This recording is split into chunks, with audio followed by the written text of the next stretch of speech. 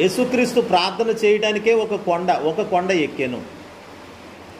ఒక కొండ, ఒక స్థలము, ఒక ప్రత్యేకించబడిన ఏర్పరచబడిన స్థలము.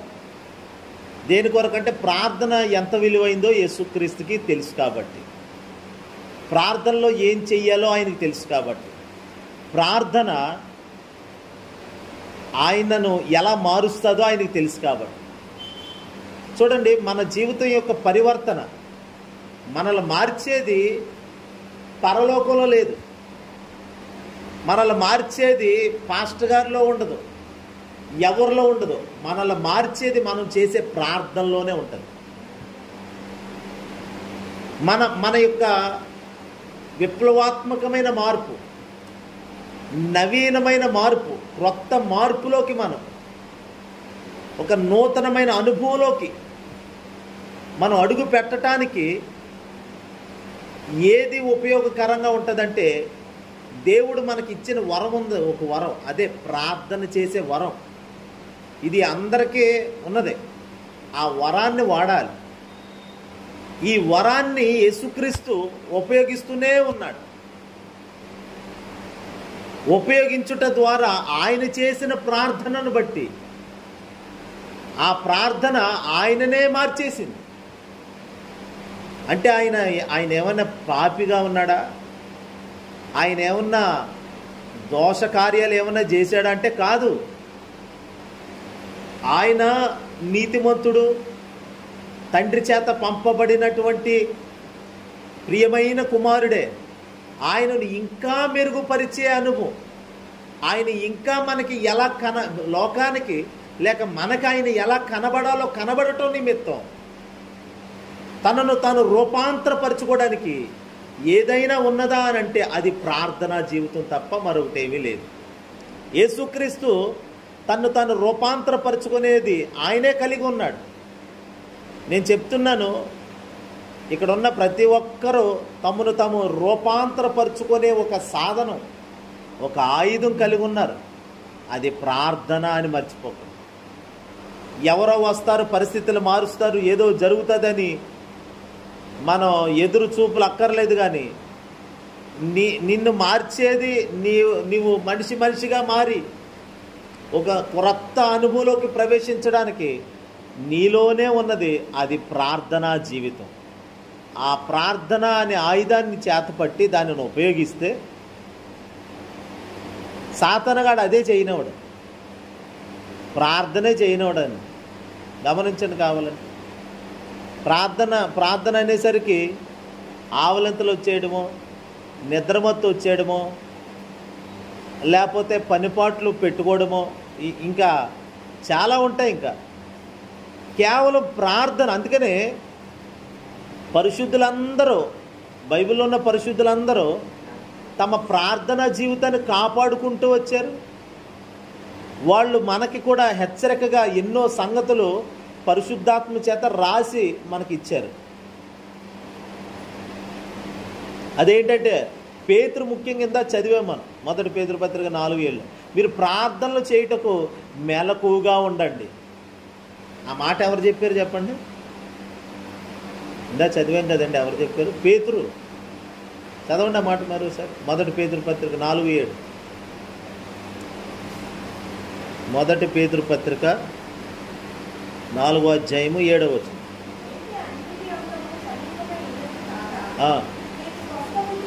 మీరు స్వస్థ బుద్ధి గలవారై. అసలు చెప్పే పేతురు గారు ఎలాంటోడండి? అదే కొండ మీద, ఆ కొండ మీద వాళ్ళు ఎలా ఉన్నారంట? 32లో, లోక 9:32లో పేతురును అతనితో కూడా ఉన్నవారును. అది కదా, ఇప్పుడు నిద్రమత్తులో జారిపోయినోడే, ఒకప్పుడు ప్రార్థన లేనోడే, ప్రార్థన చేయనివాడే.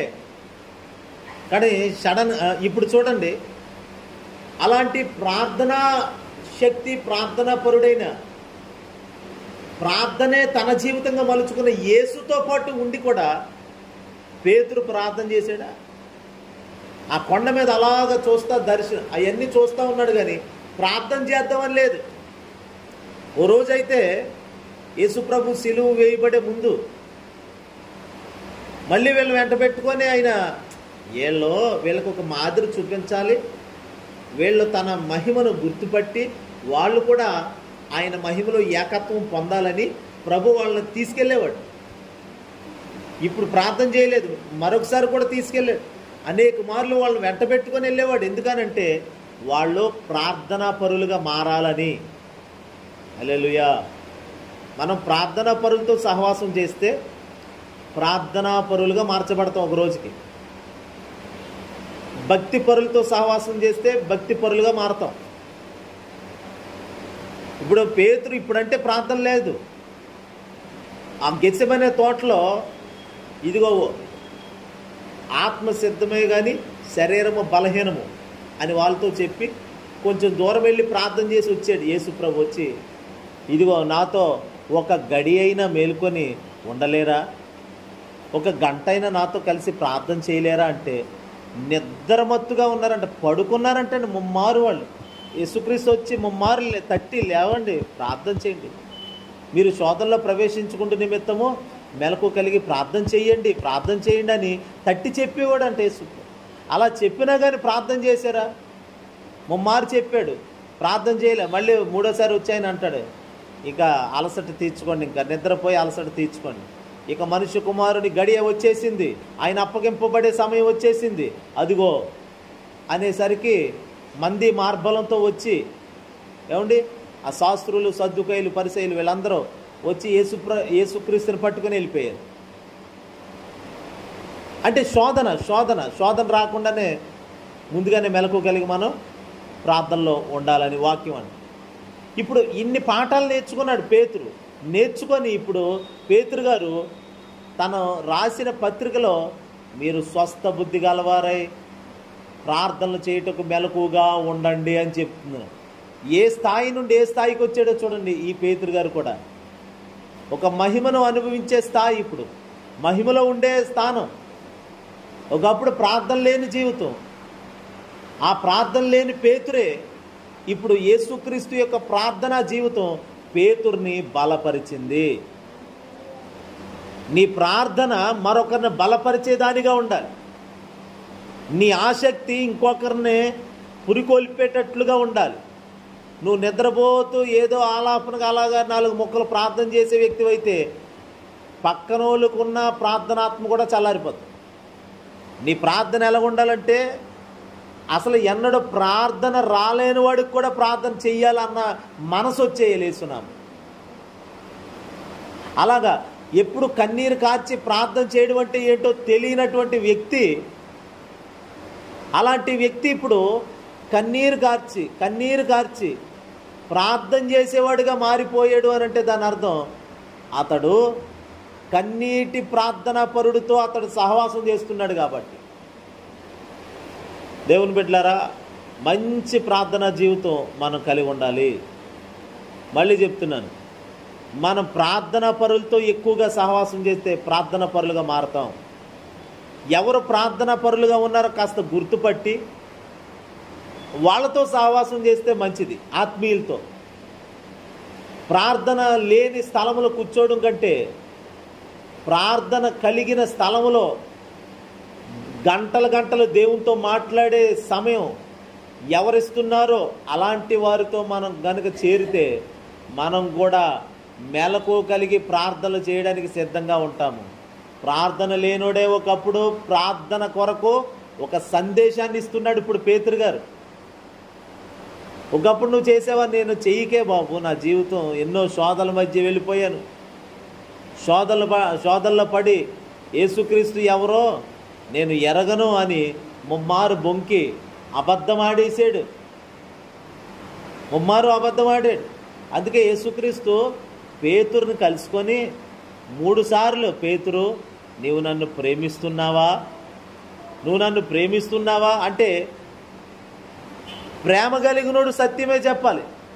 దేవుని వాక్యం అంటది మనము ప్రేమ చూపుచు సత్యము చెప్పేవారిగా ఉండాలని వాక్యం అంటది. ఇప్పుడు పేతురు సత్యం చెప్పలేదు. యేసుక్రీస్తు ఎవరో నువ్వు కూడా ఆయనతో పాటు తిరిగినోడివే కదా అని అడిగేసరికి ఏమన్నాడు చెప్పండి, ఏమన్నాడు? నాకు ఆయన ఎవరో తెలియదు అన్నాడు. అబద్ధం ఆడాడు, సత్యాన్ని ఒప్పుకోలేదు. అలా సత్యం లేని వాడి దగ్గర ప్రేమ ఉండదు, ప్రేమ లేని వాడి దగ్గర సత్యం ఉండదు. నిజమే, సత్యము ప్రేమ అనేవి లేనివాడిగానే పేతురు అలా ఉన్నాడు. ఎందుకంటే ప్రార్థనా బలం లేదు కాబట్టి. అతను ప్రార్థనా శక్తి కలిగిన వాడై ఉంటే పోరాటాలు వచ్చినప్పుడు, ప్రతికూల పరిస్థితులు వచ్చినప్పుడు నిలబడి సత్యం మాట్లాడతాడు ఆ వ్యక్తి. అబద్ధానికి చోటేవాడు. మీరు ప్రతి శోధనను ఎదిరించి నిమిత్తం, అదే లోక సువార్తలో మాట ఉంటుంది చూడండి, 21 లోక సువార్త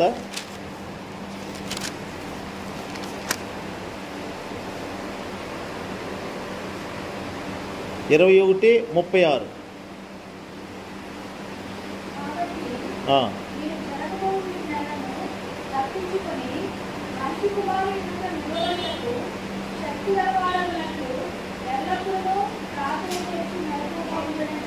క్రీస్తు ఎదుట సత్యము కలిగి ప్రేమ కలిగిన వారుగా నిలవబడుటకు మీరు శక్తిని కలిగి ఉంటారు. ఆ శక్తి ప్రార్థనలో నుండి మాత్రమే కలుగుతుంది. ప్రార్థన నిన్ను శక్తి కలిగిన వ్యక్తిగా మారుస్తుంది. నువ్వు నిలబడతావు, పడిపోవు. పేతురు, నువ్వు మెలకు కలిగి ప్రార్థన చేయని కారణంగా, ప్రార్థన బలము లేదు, ప్రార్థనా శక్తి లేని కారణంగా ఇప్పుడు ఏమైందో తెలుసా? నువ్వు అబద్ధం మాట్లాడుతున్నావు. ఇప్పుడు నీవు కూడా యేసుతో ఉన్న వారిలో ఒక్కడవే కదా అని అడిగేసరికి నాకు తెలియదండి, ఆయన ఎవరో నేను ఎరగనని తను శపించుకున్నాడంట పేతురు. ఎందుకు అబద్ధం ఆడుతున్నావు? 3.5 సంవత్సరాలు ఆయనతోనే ఉన్నావు కదా, అన్నిట్లో ముందు నేనే అన్నట్లుగా మాట్లాడావు కదా పేతురు గారు. మరి ఇప్పుడు ఏమైందంటే ప్రార్థన లేక. అందుకనే ప్రభు చెప్పాడు ముందే, మీరు శోధనలో ప్రవేశించుకుంటూ నిమిత్తము మేలకు కలిగి ప్రార్థన చేయండి అని. అంటే శోధన అంటే ఏంటండి? శోధన అంటే ఏంటి? ఏదైనా యాక్సిడెంటా, మరణమా? ఇయే కాదు. వాటికంటే ప్రమాదకరమైంది ఆత్మీయ పాపాలు. అదే అబద్ధం, సత్యాన్ని ఒప్పుకోకపోవడమే. సత్యాన్ని ఉన్నది ఉన్నట్టుగా ఒప్పుకోవట్లేదు. ఇప్పుడు సత్యము చెప్పుచు, ప్రేమ కలిగి సత్యము చెప్పుచు అని చూడండి అన్నమాట. ఎఫెసీ పత్రికలో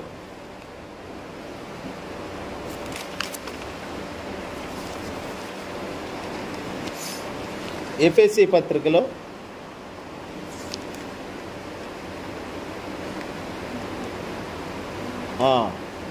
4వ అధ్యాయము 15వ వచనం. ఎఫెసీ పత్రిక 4వ అధ్యాయము 15వ వచనం. ప్రేమ కలిగి సత్యము చెప్పుచు క్రీస్తు వలె ఉండుటకు. ఒక ఎదుగుదలలోకి రావాలి. ఇప్పుడు ప్రేమ కలిగి సత్యం చెప్పుచు క్రీస్తు వలె ఉండుటకు. ఎవరి వలె చెప్పండి, నోరు తెరిచి. యేసు వలె ఉండటం అంటే ఇప్పుడు మనల్ని దేవుడు ఏమని కోరుకుంటున్నాడు అనుకున్నారు? యేసులాగా మారిపోవాలి. అది యేసు వలె ఉండటానికి ప్రభు మనల్ని పిలిచాడు. ఇప్పుడు యేసులాగా మారటానికి కొంత ప్రక్రియ అవసరం, ప్రయాస అవసరం. ఇప్పుడు నాటిన విత్తనం తెల్లారిపాటికి మొలిసెత్తదండి? మొక్క అయిపోతుందా? పండు ఫలం వస్తుందా? ఓ సంవత్సరం 2 సంవత్సరాలు టైం పడుతుంది. పెద్ద టైం ప్రాసెస్ ఉంటుంది ఎదుగుదలకి. ఇప్పుడు ప్రేమ కలిగి సత్యం చెప్పచ్చు. ప్రేమ ఉండాలి నీలో, సత్యం చెప్పాలి నువ్వు. ఈ సత్యము ప్రేమ పేతురులో మరుగైంది. వాళ్ళ శాస్త్రులు పరిసయ్యులు అడిగినప్పుడేమో నాకు యేసు ఎవరో తెలియదని సత్యం చెప్పలేదు, అబద్ధం ఆడాడు. అంటే సత్యం లేదు, వాక్యంలో నిలబడలేకపోయాడు.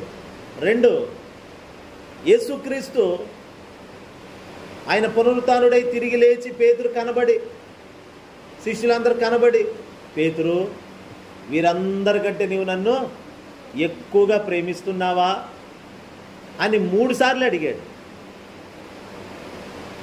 అంటే దేవుడు ఒకే మాట 2-3 సార్లు ఇంకా రెట్టించి మాట్లాడుతున్నాడంటే మనం ఆ విషయంలో సరి చేయబడవలసిన అవసరత ఎంతైనా ఉందని మర్చిపోకూడదు. ఈరోజు చెప్పిన పాఠమే మళ్ళీ రేపు చెప్తున్నామంటే, ఈరోజు విన్నాం మళ్ళీ రేపు కూడా అదే మాటలు వింటున్నామంటే దాని అర్థం ఆ విషయంలో మనం ఎక్కడో బలహీనపడి ఉన్నాం కాబట్టి కొంచెం సరి చేసుకోవలసిన అవసరత, ఓసారి ఆగి ఆలోచించవలసిన అవసరత ఎంతైనా ఉన్నదని మర్చిపోకూడదు. హల్లెలూయా. స్టూడెంట్కి పాఠం చెప్పేసి వెళ్ళిపోతే వాడికి వచ్చి అరే నీకు అర్థమైందా అని మాస్టర్ అడుగుతాడు. అర్థమైందండి అంటే నెక్స్ట్ పేజీలో ఉన్న పాఠం చెప్తాడు.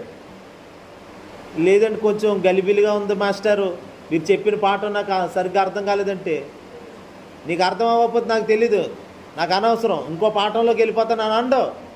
వాడికి అర్థమయ్యే వరకు చెప్తూనే ఉంటాడు. ఎందుకని వాడు ఆ పాఠంలో బలహీనుడిగా ఉన్నాడు, అర్థం చేసుకోలేకపోతున్నాడు, సరిగ్గా దానిని గూర్చిన అవగాహన తెచ్చుకోలేకపోతున్నాడు. ఎలాగైనా ఆ పాఠాన్ని గూర్చి ఒక అవగాహన తేవాలి, ఆ పాఠం వాడికి అర్థం అవ్వాలి, అందులో ఉన్న లోటేమిటో వాడికి అర్థం అవ్వాలి. ఇవన్నీ చెప్పిన తర్వాత వాడిని పట్టుకొని 2వ పాఠంలోకి ఎంటర్ అవుతాడు మాస్టర్. హల్లెలూయా. ప్రభు అదే చేస్తాడు మన జీవితంలో, తొందర ఏమీ లేదు.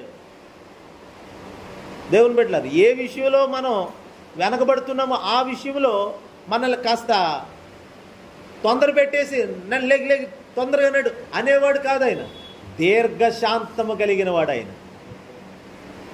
సరే నువ్వు ఈ విషయంలో ఆగేవు కదా ఇక్కడ, సరే ఎందుకు ఆగేవు ఏంటి అని పరామర్శించి, చాలామంది వచ్చి చూసి వెళ్ళిపోయే వాళ్ళు ఉంటారేమో, కానీ మంచి సమరయుడు అసలు పడిపోయాడు కదా, ఇతనికి ఏం అవసరం ఏమిటి అని అతని గాయాలు చూసి ఆ గాయాల మీద ద్రాక్షారసం పోసాడు, నూనె పోసాడు, గాయాలు కట్టాడు, తన వాహనం మీద ఎక్కించుకున్నాడు, తీసుకెళ్ళి ఒక చోట పెట్టాడు. ఓ ప్రాసెస్ అవసరం. నువ్వు నడిచేయగలవంటే నడిపించుకొని వెళ్ళిపోతాడు, నువ్వు నడవలేకపోతే వాహనం ఎక్కించుకొని వెళ్తాడు. హల్లెలూయా. నీ దగ్గర వాహనం లేదు, చూడండి దేవుని దగ్గర వాహనం ఉంటుంది. ఏమిటా వాహనం? పరిశుద్ధాత్మ బలము.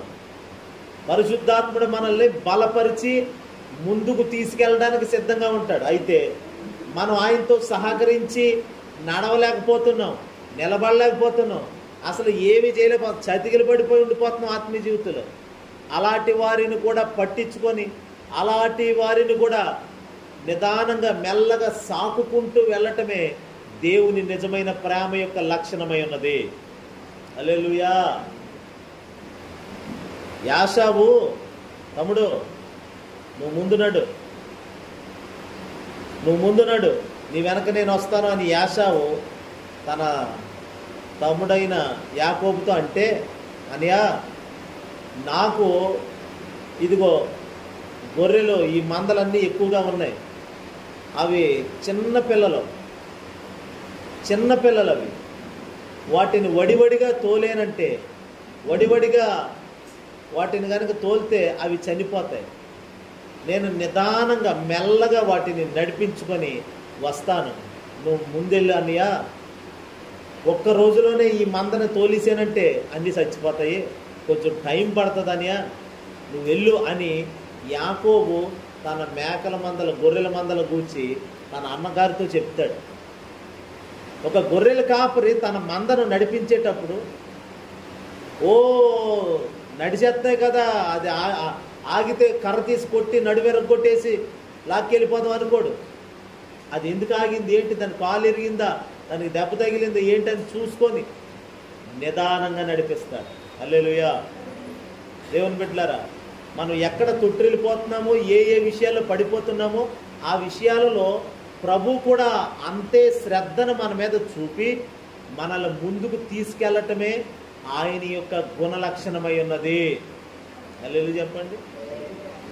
కాబట్టి ఎలా పడితే అలాగా మనం తొందరపడ్డామని ఆయన తొందరపడ్డాం అలాగని ఆయన మనల్ని తొందర పెట్టేవాడు కాదు. మార్తతో యేసుప్రభు ఏమన్నాడు, మార్తా నీవు అనేకమైన పనులు పెట్టుకొని తొందరపడిపోతున్నావు, కొంచెం నిదానంగా ఉండు. హల్లెలూయా. చూడండి, పేతురు దుడుకు పేతురు అంటారు, తొందరబాటుగా తత్తరబాటుగా మాట్లాడేస్తాడు. ఇప్పుడు ఈ తొందరబాటు తత్తరబాటు ఏమిటి?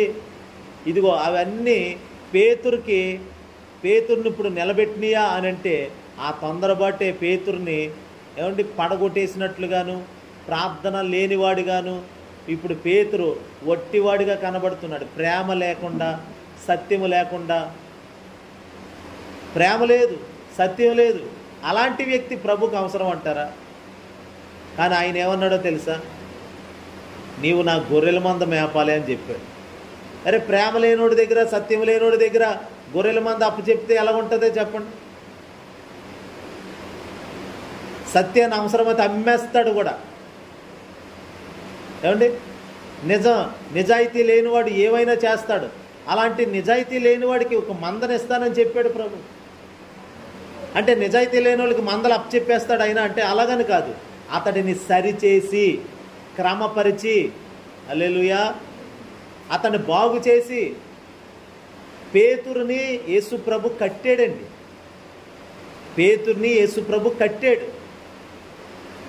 ఆ కట్టబడిన అనుభవంలో పేతురు ఉన్నాడు కాబట్టే ఆయన మంద పైన విచారణ చేస్తూ శ్రద్ధగా పనిచేశాడు. తర్వాత పేతురు రోషంగా పనిచేశాడు. తర్వాత పేతురు ఎక్కడ కట్టబడ్డాడంటే మేడగదిలో కట్టబడ్డాడు.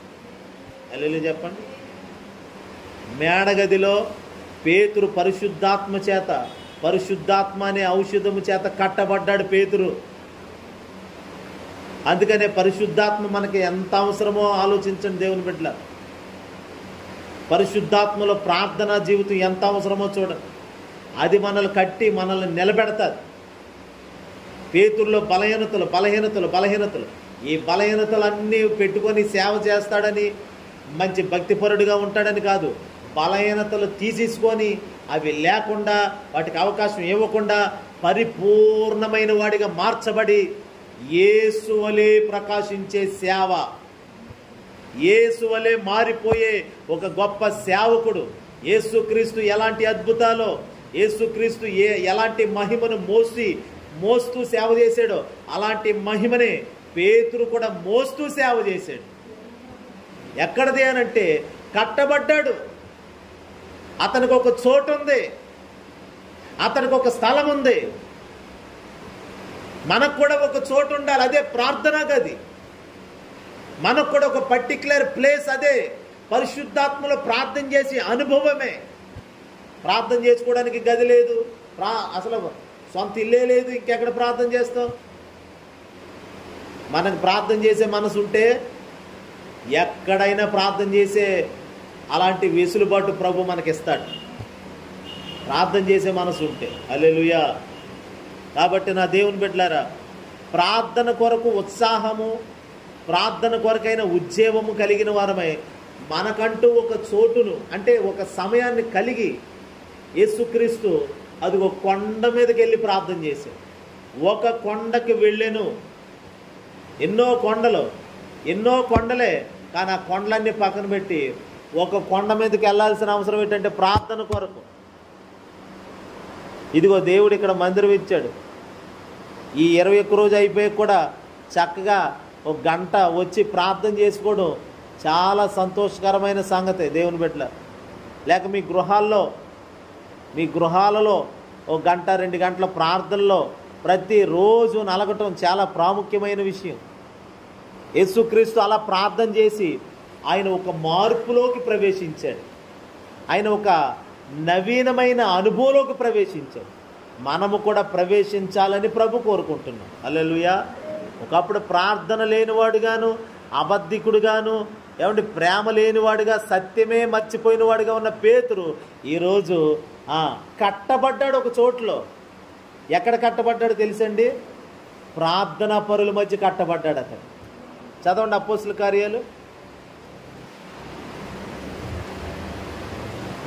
కార్యాలు మొదటి అధ్యాయం 14వ వచనం, 13వ వచనం, 13 చదవండి, 13, 14. ఆ, తాము బస చేయుచుండిన మేడగదిలోనికి ఎక్కిపోయి, ఆ. మరెవరనగా పేతురు, యోహాను, పేతురు, ఆ, యాకోబు, ఆంద్రెయ, ఫిలిప్పు, తోమా, బర్తలోమయి, మత్తయి, అల్ఫాయి కుమారుడగు యాకోబు, జెలోతే అనబడిన సీమోను, యాకోబు కుమారుడగు యోదా అనువారు, వీరందరూ వీరితో కూడా కొందరు స్త్రీలను, ఆ. యేసు తల్లి అయిన మరియయు, యేసు తల్లి అయిన మరియయు ఆయన సహోదరులను ఏక మనసుతోనూ నిరతగా ప్రార్థన చేసి ప్రార్థనా పరుల గుంపులో ఉన్నారు. ఇప్పుడేళ్ళు నీకు ప్రార్థన తొయ్యట్లేదు, రావట్లేదు, ఒంటరిగా ఉంటే ప్రార్థన నడవట్లేదు. అప్పుడు ఏం చేయాలి తెలుసండి? ప్రార్థన చేసేవాళ్ళు మధ్యలోకి వచ్చి కూర్చో, చాలు, అంతే. ప్రార్థన చేసేవాళ్ళు మధ్యలోకి వచ్చి కూర్చో, కాసేపటికి నీకు కూడా ప్రార్థనాత్మ పట్టేస్తుంది. యేసునామం ప్రార్థన జరుగుతున్న ప్రార్థన మధ్యలోకి వచ్చి అలా కూర్చో. ఇంటి దగ్గర ఉంటే ప్రార్థన తోయట్లేదు, లేకపోతే నీవే అండి కాసేపు ప్రార్థన చేసుకుందామని 3-4 పురికొల్పి వదిలే.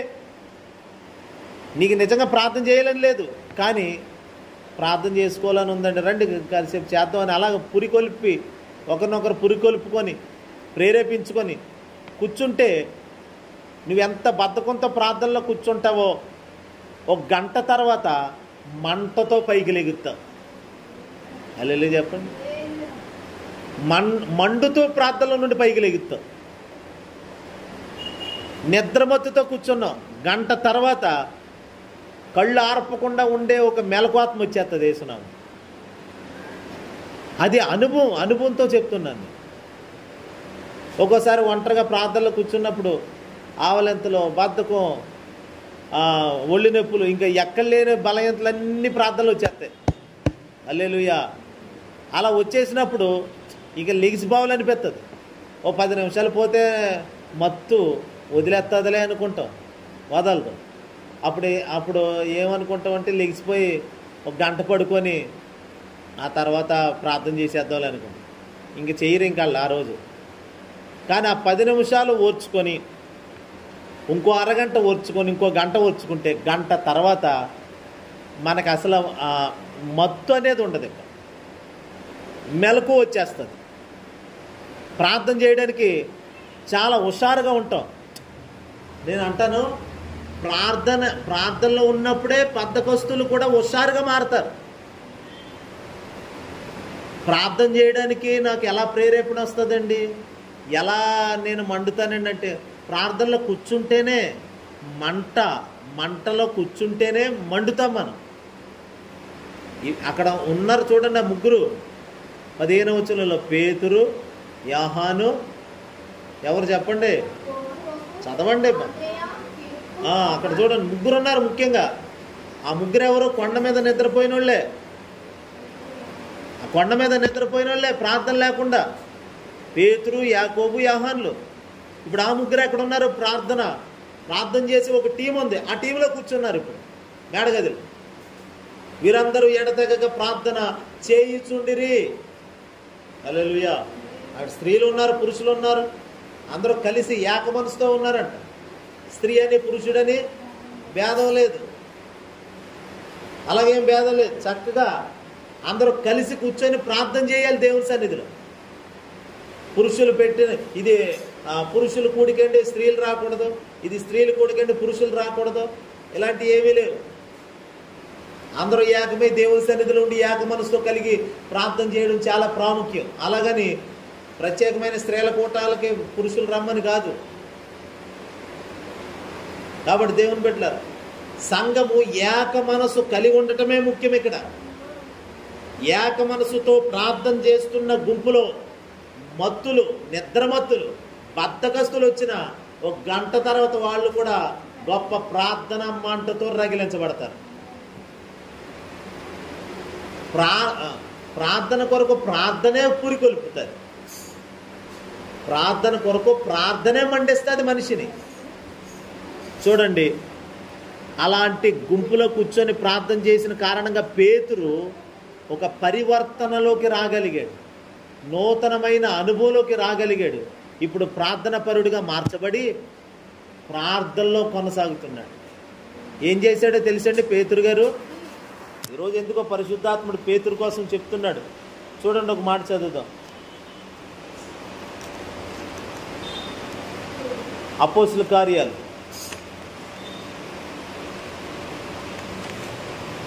10వ అధ్యాయం 9వ వచనం చూడండి. 9-10 వచనాలు. అపోస్తుల కార్యాలు 10వ అధ్యాయము 9-10 వచనాలు.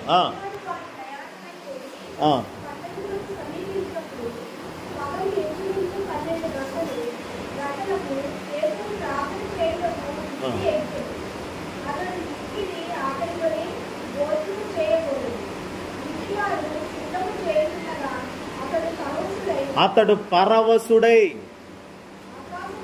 పేతురు చాలము పేతురు పరవశుడై. ఏంటయ్యా పరవశం అంటే? ప్రార్థనలోకి పరవశించిపోయాడు. అసలు అక్కడ ఏముంది 10వ వచనంలో? అతడు చూడండి, అతడు మిక్కిలి, చదవండి అమ్మా.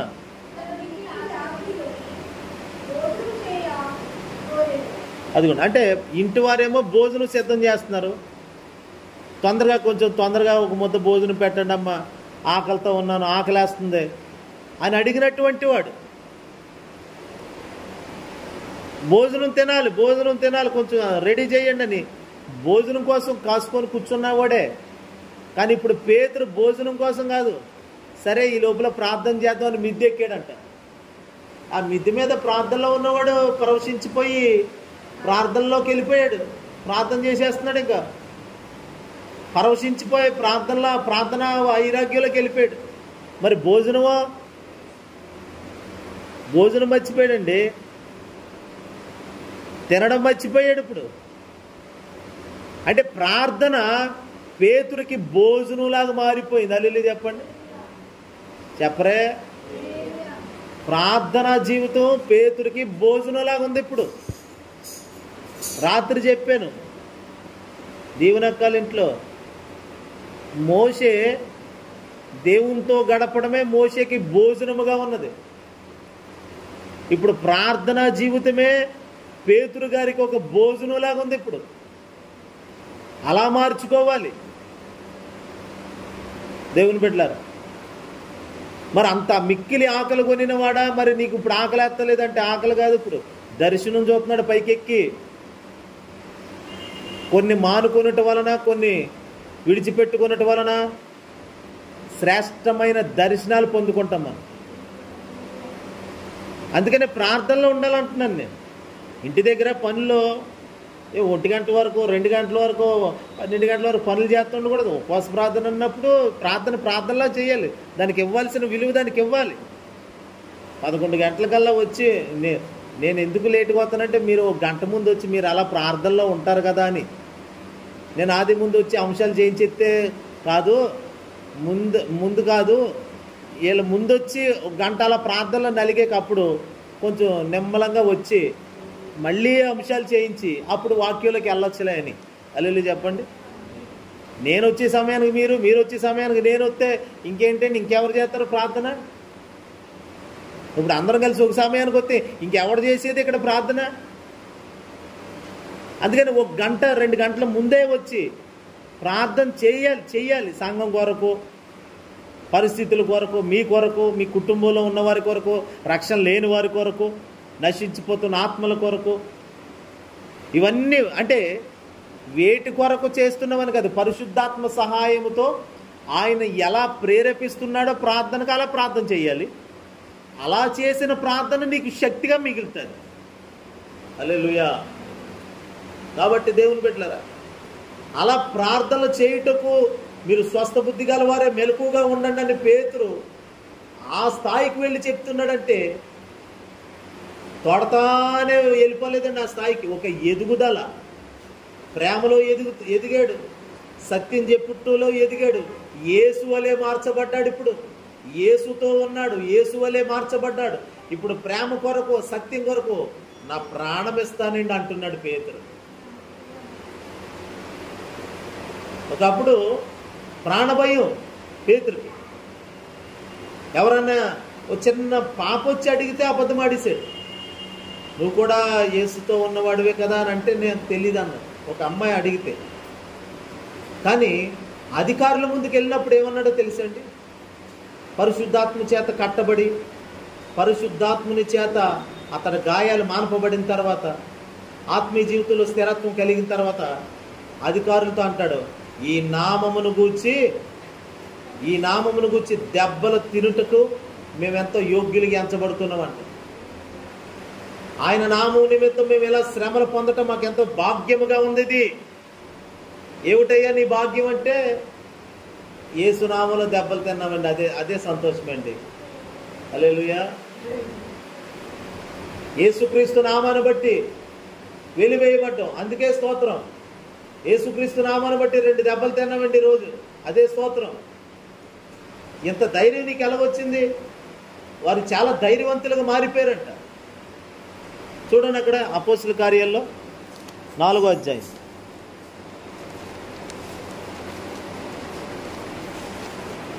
13వ వచనం చూడండి.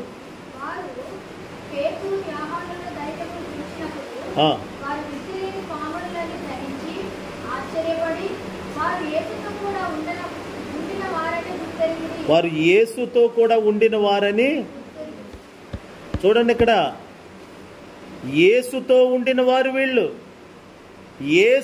యేసుక్రీస్తు ఏ మహిమను కలిగి ఉన్నాడో, ఎలాంటి ధైర్యాన్ని అగుపరిచాడో, ఇప్పుడు వీళ్ళలో కూడా అదే ధైర్యం ఉందరా. పేతురు, యాకోబులంట, యోహానులు వాళ్ళకున్న ధైర్యాన్ని చూసినప్పుడు అందరూ ఆశ్చర్యపోతున్నారండి. మరొకప్పుడు ఈ ధైర్యం ఏమైందంటే లేదు, ప్రార్థన లేదు కాబట్టి అండి. ప్రార్థనలో నుండే ధైర్యం వస్తుంది, ప్రార్థనలో నుండే స్థిరత్వం వస్తుంది, ప్రార్థనలో నుండే సత్యము చెప్పేవారుగా మారుతాం, ప్రార్థన ద్వారానే ప్రేమ కలిగిన వారుగా మారుతాం. చేతులు తల్లి చెప్పండి. ఇదంతా ప్రార్థన ప్రార్థన ప్రార్థన ప్రార్థన. దేవునితో అధికంగా మాట్లాడటం ద్వారా ఇవన్నీ కలుగుతాయి. ఇప్పుడు పేతురు మనకు ఒక మాదిరిగాను ఒక సాక్షిగా మన ఎదుట కనబడుతున్నాడు. ఇప్పుడు ఒక సాక్షి స్తంభములాగా. ఇప్పుడు పేతురు భోజనానికి తొందరపడిపోయినవాడిగానే ఉన్నాడు, కానీ దానికంటే ప్రార్థనకు ఎక్కువ విలువ ఇచ్చేవాడిగా ఉన్నాడు. ఒకప్పుడు యేసు ప్రభుతో కలిసి నడిచి వెళ్తుంటే దారి మధ్యలో వెన్నులు తుంచుకొని పేలాలు ఏమంటారు గోధుమల ఆయనతో వెళ్ళేటప్పుడు చేలోబడి వెళ్ళేటప్పుడు పంట చేలోబడి వెన్నులు తుంచుకొని తినేవాడు. అందులో పేతురు మొదట, నీ శిష్యులేంటి అలాగ ఉపవాసం ఉండకంటే తెగ తినేస్తున్నారని. ఈ శాస్త్రులు, సద్దుకాయలు, ఈ పరిసయ్యులు అనేవాళ్ళు ఎంతసేపు యేసు ప్రభు మీద, ఆయన వెనకాల తిరిగే వాళ్ళ మీద కన్నేసాడు. సాతానుగాడు యేసుక్రీస్తుతో పాటు ఎవరైతే ఉంటారో వాళ్ళ మీద కన్నేస్తాడు. మర్చిపోకూడదు, మనం దేవుని పిల్లలమా, మన మీద కన్నేసి ఉంచుతాడు. మనలో ఏ లోపాలు ఉన్నాయి, లోటుపాట్లు ఉన్నాయని ఎంతసేపు ఫిర్యాదులు చేస్తాడు, నెపాలు మోపుతూ ఉంటాడు. మనం దేవునితో ఉన్నప్పుడు ఇలాంటి ఫిర్యాదులు వస్తాయి మన మీదకి, మర్చిపోకండి. ప్రభుతో ఉన్నప్పుడే ఇలాంటి ఫిర్యాదులు మన మీదకి వస్తూ ఉంటాయి. అలాగని ఏమీ భయపడనక్కర్లేదు. వాళ్ళు యేసుప్రభు వెనకాల వెళుతూ ఆ వెన్నులు తుంచుకొని తింటుంటే, అదిగో పండుగలు ఎలా తినేస్తున్నారో మేము, ఉపవాసం ఉంటారా నీ శిష్యులు అని ఇలాగా వాళ్ళ మీద పడి ఏడ్చే వాళ్ళు ఉన్నారు. ఇప్పుడు యేసుప్రభుని మనం వెంబడిస్తున్నాం, ప్రభుని కలిగి ఉన్నాం, యేసయ్య మనలో ఉన్నాడు. ఇప్పుడు మనం కూడా దేవుణ్ణి వెంబడిస్తున్న కారణంగా అపవాది ఎవరో ఒకరి ద్వారా మనల్ని శోధించాలని, లేకపోతే మన సాక్ష్యాన్ని పాడు చేయాలని, లేకపోతే ఏదో ఫిర్యాదు చేయాలని, ఇలాంటి శోధనకరమైన పరిస్థితులు తీసుకొస్తాడు. అలాగని మనమేం బెదిరిపోనక్కర్లేదు. ఒకప్పుడు అలాగా అంటే ఇతరులు కూడా ఆక్షేపించి అంతగా ప్రవర్తించాడు పేతురు. ఇతరులు చూసి అనేటట్లుగా ప్రవర్తించాడు పేతురు. నిజమే, తిన్నాడు కాబట్టి తిన్నారని చెప్తున్నారు అనుకుందాం పోనీ. కానీ ఇప్పుడు అలా తిండిపోతుగా లేడు. ఇప్పుడు ఆకలితో మిక్కిలి ఆకలికొని ఉన్నాడు. అంత ఆకలితో ఉన్నవాడు ఆహారాన్ని మర్చిపోయి ప్రార్థనలోకి వెళ్ళిపోయాడు. మిద్ది మీద ప్రార్థనలో ఉండి ప్రార్థన చేస్తున్నాడు. పరవశుడైపోయి పరలోకపు దర్శనంలోకి వెళ్ళిపోయాడు. అంతే, దర్శనం కలుగుతుంది. ఈ ఉపవాస ప్రార్థనలో దేవుని బిడ్డలారా మంచి దర్శనం చూడాలి మీరు. ఆమె చెప్పరే, ఆసక్తి లేదు. ఓ మంచి దైవ దర్శనం పొందుకోవాలి, అన్య భాషలు పొందుకోవాలి, నూతన బలం పొందుకోవాలి, కృపా వరాలు పొందుకోవాలి. ఏదో ఒక ఆశ ఉండాలి. పాస్టర్ గారు కోటాలు పెట్టారు బాబోయ్ అని బెదిరిపోకూడదు. అట్లాగా ఏదో ఒక ఆశ ఉండాలి. ఆత్మలో పరవశించిపోతే ఏదో ఒక కార్యం మాత్రం పొందుకొని వెళతాం. దేవుని యొద్ద నుండి ఏదో ఒకటి తీసుకుంటాం ఖచ్చితంగా. మనం అలా తీసుకొనే వెళ్ళాలని ప్రభు అందరి కొరకు ఎదురు చూస్తున్నారు.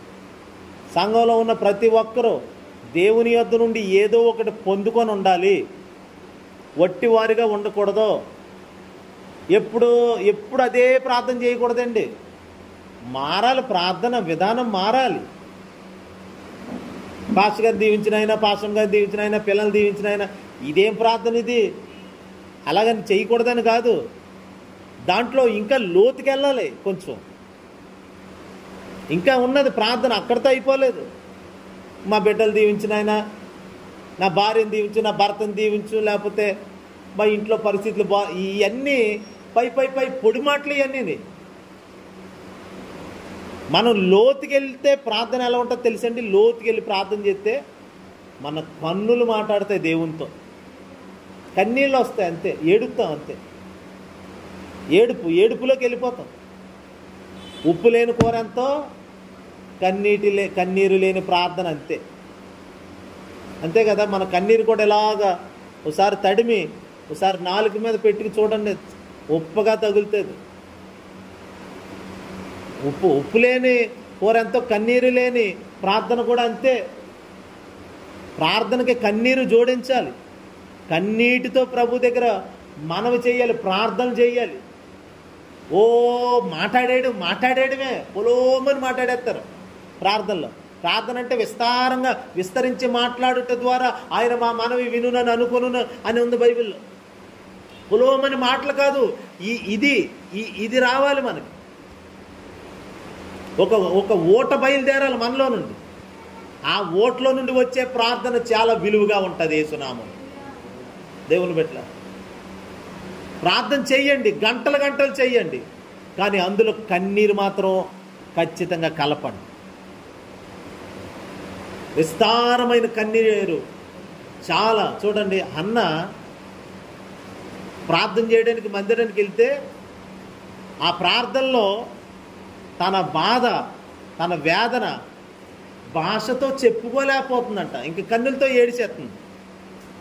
పొలోమని ఏడిచేస్తుంటే దైవజనం దూరం నుండి చూశాడు. హృదయంలో ఉన్న బాధ అంతా చెప్పుకుంటుంది. వేదన పడిపోతుంది. అలాంటి ప్రార్థనలో నుండే సమూయేలు పుట్టుకొచ్చాడు. యేసునామం. నువ్వు ఇప్పుడు ఎలాంటి ప్రార్థన చేస్తావో నీ ప్రార్థన మరొకరికి జన్మనిస్తుంది. నీ ప్రార్థన ఇంకొకరిని తయారు చెయ్యాలి. అన్న ప్రార్థన ఒక సమూయేలుని తయారు చేసింది యేసునామం. నీ ప్రార్థన ఏదో అలసత్వంగా పాస్టర్ గారు చేయమన్నారు కదా, ఏదో ఒక అంశం చెప్పారు కదా చేసేద్దామని భారం లేకుండా వద్దు. భారం లేకుండా చేయకూడదు. ఒక వేదనతో. చూడండి యేసుప్రభు ఎలా ప్రార్థన చేశాడు. హెబ్రీ పత్రిక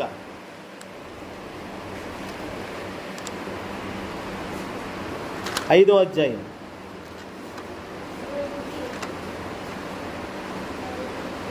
7వ వచనం.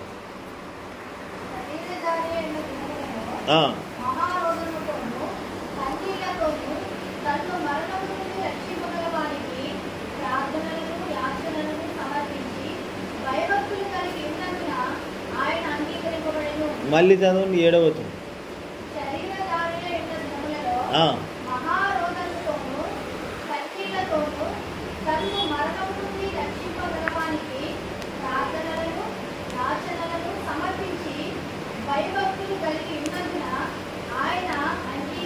శరీరధారి అయి ఉన్న రోజులు అంటారు. యేసుప్రభు శరీరంతో ఎన్నాళ్ళు ఉన్నాడు చెప్పండి? 33.5 సంవత్సరాలు. 3.5 సంవత్సరాలు సేవ చేశాడు, కానీ 33.5 సంవత్సరాలు అయిన శరీరంతో ఉన్నాడు. ఇప్పుడు శరీరంతో 33.5 సంవత్సరాలు ఉండి ఆయన ఏం చేశాడంటే, అక్కడ ఉంది, మహారోదనతోనూ కన్నీళ్లతోనూ అదిగోండి ప్రార్థన యాచనలు సమర్పించి భయభక్తులు కలిగి ఉన్నాడంట. ఆయన ప్రార్థనలన్నీ తండ్రి అంగీకరించి, మహారోదన కన్నీళ్ళు. యేసుక్రీస్తు ప్రార్థనలు ఏమున్నాయి చెప్పండి? ఇప్పుడు కన్నీరు. యేసుక్రీస్తు ప్రార్థన అంతా కన్నీరు కన్నీరు కన్నీరు. మన ప్రార్థనలో కన్నీరే ఉండాలి దేవునికి. ఎక్కువగా మన కన్నులు దేవునితో మాట్లాడే కన్నులుగా, మన కన్నీళ్ళు దేవుని పాదాలను తడిపే కన్నీళ్ళు మనం కనుక ఒలికిస్తే ప్రభు కార్యాలు తప్పకుండా జరుగుతాయి. మహారోదన అంటే ఎప్పుడు చేస్తారండి మహారోదన? కుటుంబంలో అందరూ చనిపోయి ఒక్కడ మిగులుతాడు చూడండి. ఏదో పెద్ద విపత్తు వచ్చి పెద్ద పెళ్ళున పెనుగాలు దిగి అందరినీ కొట్టుకుపోతే చివరికి ఒక్కడ మిగిలితే ఆ ఒక్కడబడి నేను చూశాను. అది ఒక అతను గుడికి వెళ్ళాడు పాపం. గుడికి వెళ్తే వాళ్ళ అమ్మ, వాళ్ళ చెల్లి, వాళ్ళ భార్య అండ్ వాళ్ళ అందరూ కలిసి ఒక గుడికి వెళ్ళారు. గుడికి వెళ్ళి తిరిగి వచ్చే క్రమంలో ఒక లారీ యాక్సిడెంట్ అయింది. లారీ యాక్సిడెంట్లో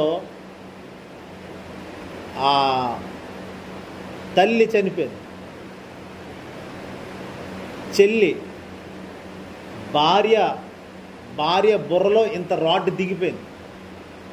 ఇద్దరు చిన్నపిల్లలు, మల్లిక ఇంకో ఏదో పేరు ఉంటుంది, ఆ ఇద్దరు పిల్లలు స్పాట్లో చచ్చిపోయారు. చెల్లి పిల్లలు చచ్చిపోయారు. ఇంకొక అబ్బాయి చనిపోయాడు, ఆటో డ్రైవర్ చనిపోయాడు, చిన్న ఆడిపోయారు. అందరూ చనిపోయారు. వాళ్ళ అమ్మ అయిపోయింది, వాళ్ళ చెల్లి అయిపోయింది. ఎవరు లేరా ఇంట్లో? రాజమండ్రి గవర్నమెంట్ హాస్పిటల్లో మొత్తం శవాలన్నీ కుప్పగెత్తే నేను ఆ రోజు అక్కడ చూడడానికని వెళ్ళాను. అందరం మా పేట అంతా వెళ్తే తల్లి దగ్గర ఒక నిమిషం అమ్మా అని ఏడుతున్నాడు, చెల్లి మీద పడి నా చెల్లి అని ఏడుతున్నాడు, అదిగో పిల్లల మీద పడి ఏడుతున్నాడు, భార్య అలా రాడ్డు దిగిపోయి అలా చూస్తుంది. భయంకరమైన శోధన. ప్రసాద్ ఆ కుర్రడి పేరు, కిరాణా కొట్టు నడిపేవాడు.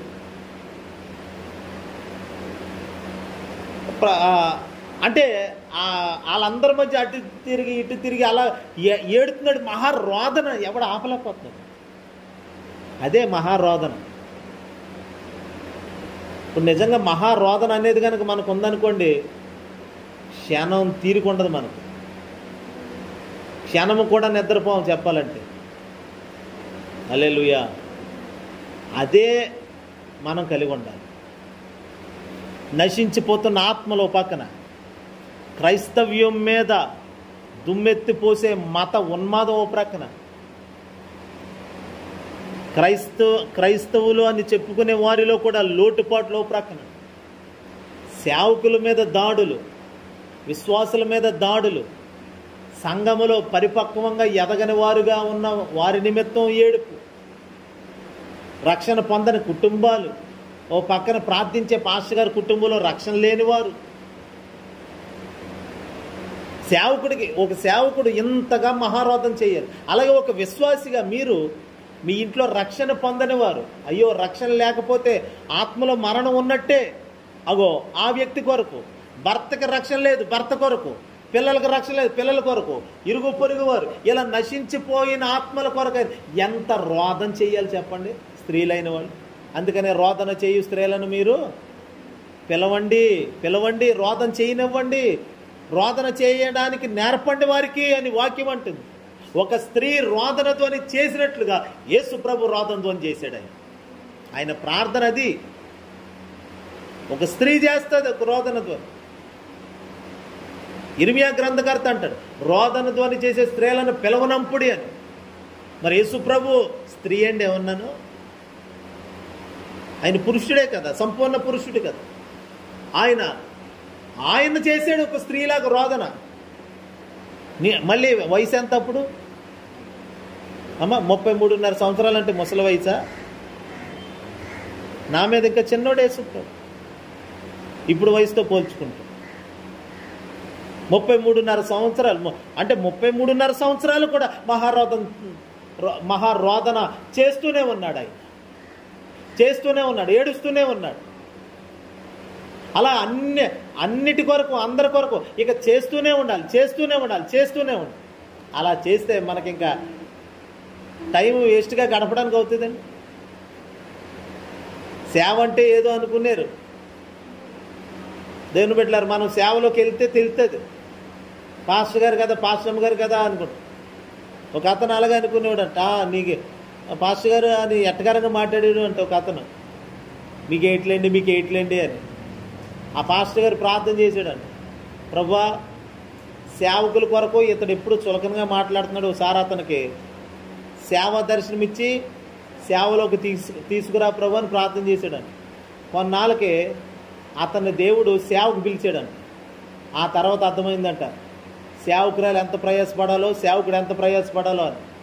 సేవ చేసేయడం గొప్ప కాదు, దానికి ఉండాల్సిన అర్హతలు కలిగి ఉండాలని. హల్లెలూయా.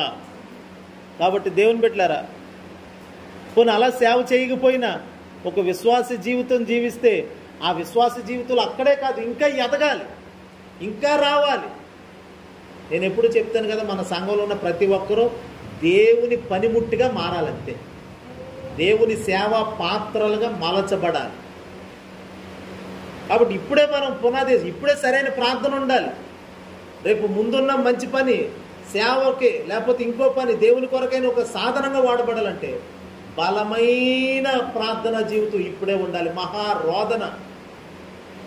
ఆ వ్యక్తి చనిపోయిన వాళ్ళందరి మధ్యలోకి వెళ్ళి అలాగా కాసేపు తల్లి కొరకు, కాసేపు కూతురు కొరకు, కాసేపు భార్య కొరకు ఇలా ఏడుస్తూ, మరి అతను ఏడిసినంత మాత్రాన్ని బాగుపడతారండి. కానీ ప్రార్థనలో ఏడిస్తే అందరూ బాగుపడతారు.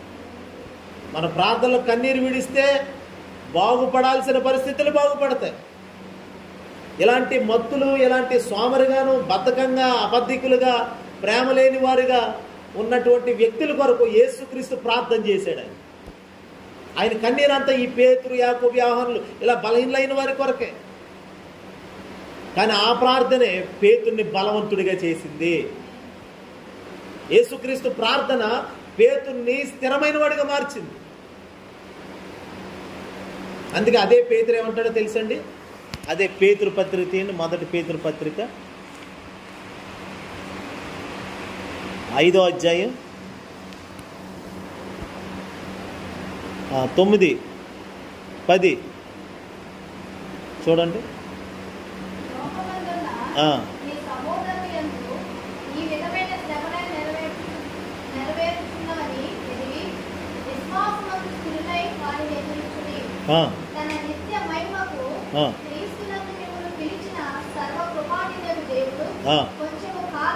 అదిగో కొంచెము కాలము మీరు శ్రమ పడిన పిమ్మట. చూసారా పేతురు ఏమంటున్నాడు? ఇప్పుడు మీరు కొంచెం కాలం వినండి, కొంచెం కాలం మీరు శ్రమ పొందిన పిమ్మట ఆయనే మిమ్మల్ని పూర్ణులుగా చేసి స్థిరపరుస్తాడు, బలపరుస్తాడు. పేతురు నువ్వు స్థిరపడ్డావా? స్థిరపడ్డాడు కాబట్టే చెప్తున్నాడు. నువ్వు బలపడ్డావా అంటే బలపడ్డాడు కాబట్టే చెప్తున్నాడు. హల్లెలూయా. అందుకనే చూడండి, మీరు విశ్వాసమందు స్థిరంగా ఉండండి, అపవాదిని ఎదిరించండి.